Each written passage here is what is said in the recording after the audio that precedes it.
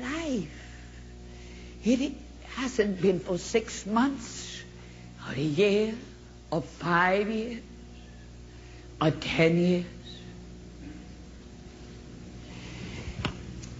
Yet never having seen him, and yet loving him enough to have given my life to him. I've often wondered if in that moment, when I see him for the very first time, and I look upon his face, and it's Jesus. It is Jesus. And there he stands. Jesus. I know exactly what I'll say. I know exactly. I know.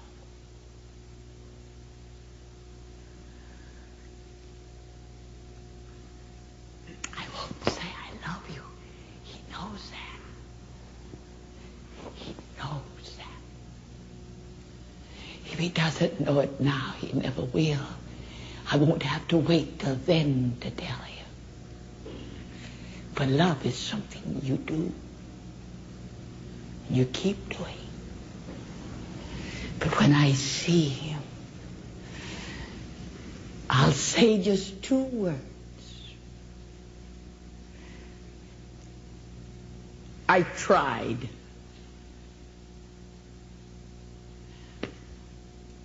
I tried.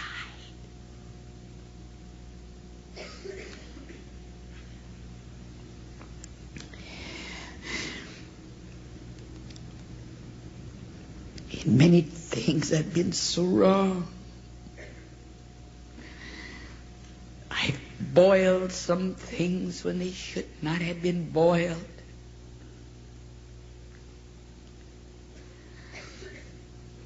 I've used too harsh a detergent in some things where I should not have. I've spoken words when I should have kept my mouth shut. I've made decisions when if only I had waited. I acted in haste when there should have been patience. Standing before you in this chapel this morning, if only I knew right now, if only I could know what he really had for me in many instances. But I ruined the washing. Not intentionally. So help me God, and he knows my heart. I didn't do it intentionally. I wouldn't have grieved him. I wouldn't have gone contrary to his will for a title deed to the whole world.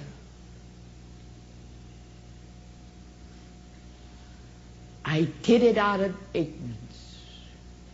I did it because I was stupid. I did it because I didn't wait for his leading. I did it sometimes because I listened to other voices instead of his voice. But there was never a time when I didn't want more than anything else for him to keep me as the apple of his eye. And as long as I know that underneath all those everlasting arms, I can face anything. I can face all the devils of hell. I can face the whole world. And it never phases me. Never. Never. Why can I stand with my shoulders square? Why can I speak with boldness? Where do I get my courage? From whom do I get my spiritual strength?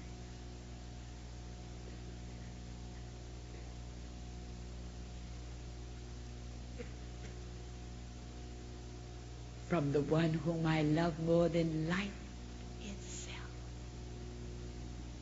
One of these days, I will have preached my last sermon. One of these days, I will have prayed for the last person who comes into a miracle service.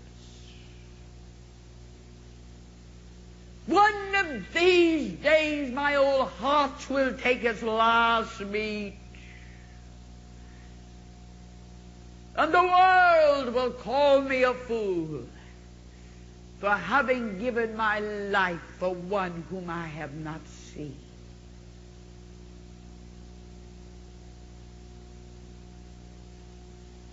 But in that day, in spite of my failures, in spite of my mistakes, I will stand before Him blameless, blameless. He shall present me before the Father blameless. Do you know what that means? Blameless not because of my righteousness, not because of anything that I have done, but I'll stand blameless through the perfection and the righteousness of His only begotten Son, my Lord and my Savior.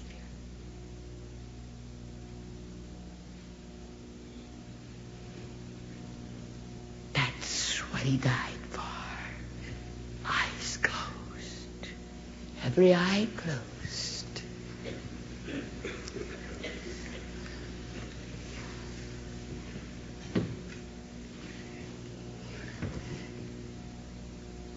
I've told you what Kathryn Kuhlman is really like.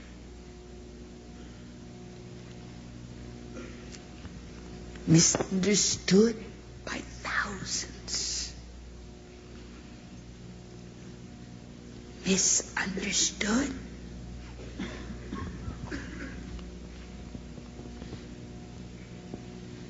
But it doesn't matter. It doesn't really matter. It doesn't matter at all.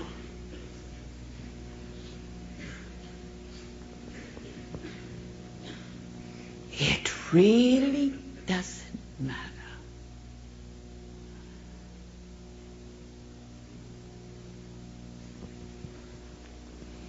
It doesn't matter. The only thing that really matters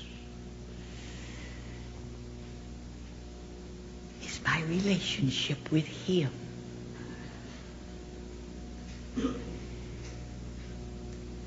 I know what I want most. I have but one life. That's all. And it passes very quickly. Young people, it passes very quickly. You're young today. Many of you in your teens. And you feel the whole world out there. And you feel it is forever. You feel it's forever, but I tell you, It passes very quickly. The hours pass quickly. The days pass quickly. The months pass quickly. The years pass quickly. So quickly until one day you're startled and you'll say, where have the years gone? Where have they gone? Where have they gone? What has happened to those years? I'd give anything in the world if you could turn the clock back. But you can't. And there's just you. Just you. Your life. Your life. You've been a part of living.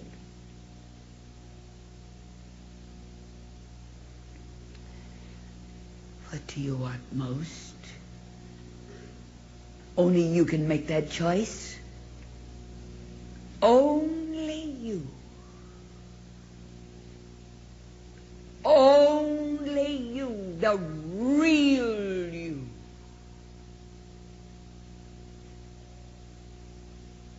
Papa wanted money.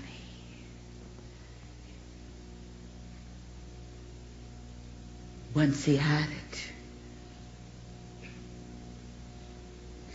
But all that he could leave his daughter when he was killed.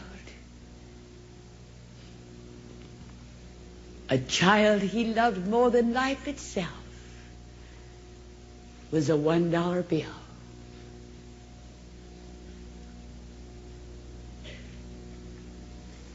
There are those who played to the crowd. And they heard the applause. And a woman in the newspaper this morning, at the very height of her writing career, at the very peak of it all, at the age of 53, died of cancer.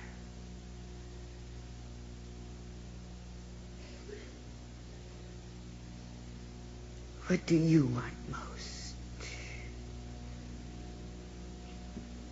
What do you? What do you?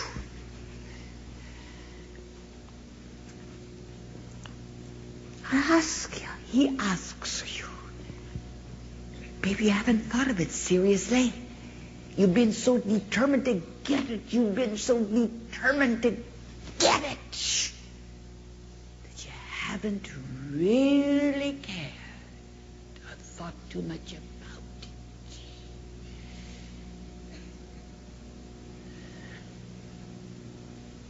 But one of these days, when it's all over with, can you stand in his presence knowing that you've been kept as the apple of his eye?